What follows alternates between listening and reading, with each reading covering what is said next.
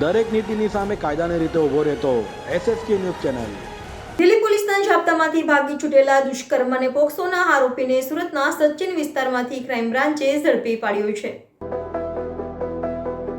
Crime બ્રાન્ચની team પેટ્રોલિંગમાં હતી ત્યારે બાતમીના આધારે સચિન ઇન્ડસ્ટ્રીયલ વિસ્તારમાંથી દિલ્હી પોલીસના જાપ્તામાંથી ભાગી છૂટેલા દુષ્કર્મ અને પોક્સોના આરોપી એવા રાહુલ ઉર્ફે રાહુલ ગુજર વિનોદ કુમાર બંસલ ઉપાધ્યાયને ઝડપી પાડ્યો હતો અને તેનો કબજો દિલ્હી પોલીસને સોંપવાની તજવીજ હાથ ધરી હતી।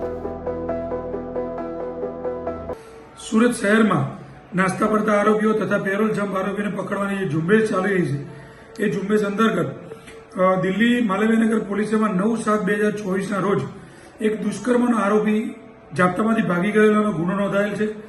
જે ગુનાની હકીકત એવી છે કે આરોપી રાહુલ ગુર્જર એ દિલ્હી વિસ્તારમાં ભાડેથી રહેતો હતો, હોટલમાં નોકરી કરતો હતો।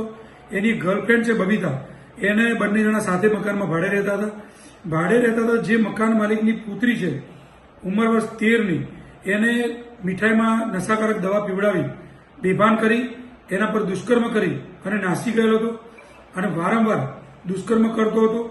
એના ઘરમાંથી પ્રેરીના ઘરમાંથી લોકર તોડી 1,78,000 રૂપિયાની એની ચોરી કરેલ હતી અને એ બાળકીને વારંવાર જો તું કોઈને કહી દેશે તો તારા ઘરમાંથી તારા સભ્યોને ગોળી મારી અને મર્ડર કરી નાખીશ એવી ધમકી આપતો હતો।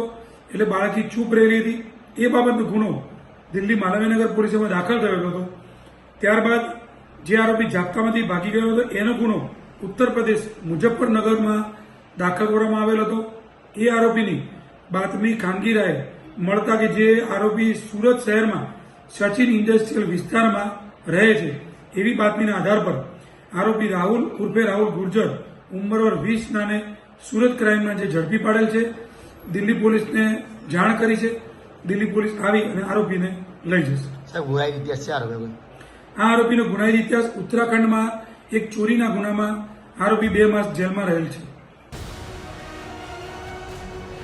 દરેક નીતિની સામે કાયદાની રીતે ઊભો રહેતો SSK ન્યૂઝ ચેનલ।